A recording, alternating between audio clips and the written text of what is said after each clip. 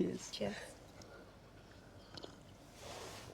We are sitting in a massive supermarket car park.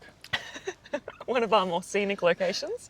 It's called Mega with heaps of Japanese letters. Don Don Donkey is here. KFC, McDonald's. You don't see it very often, but we're in the thick of the city right now, in the middle of nowhere.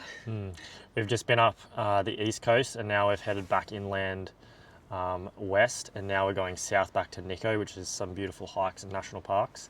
If you want to follow that journey, go to our Instagram, Barefoot Boaties, and check it out. We're posting our journey on there. Our Japan journey has been so amazing. Absolutely love this. We've been meditating more than ever. I'm doing more yoga than I ever have, reading. I just have so much clarity in life. My health feels amazing. We're fasting. Oh yeah, life's so good. Life is very good. Japan is very healing. We haven't been to any major cities. We haven't seen many tourists at all, if any, and as in like Western tourists. And yeah, it's been very, very healing for the soul. Yeah. We didn't know we needed it this much, and we definitely did. Yeah, which is what we're about to talk about today. Today we're talking about that it's really important to realize that your life is the most important thing in life. And it's so easy to get caught up with that.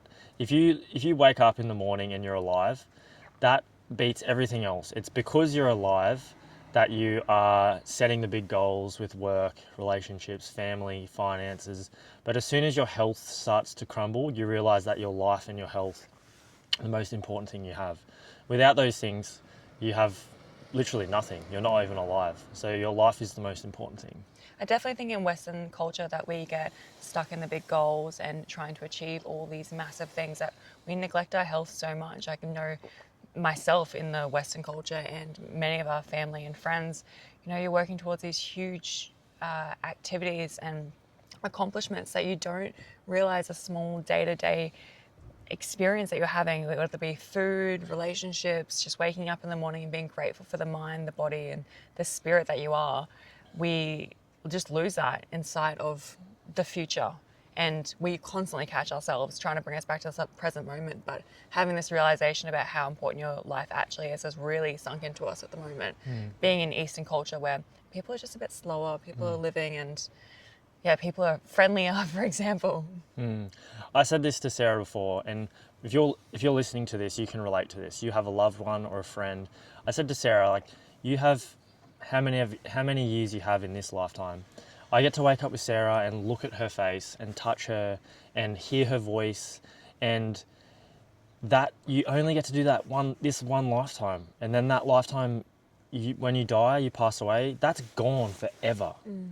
And when you hear that, listen to that, and think about someone that you love that you get to do that with, and know that that is so much more important than your promotion or the dollars in the bank or whatever.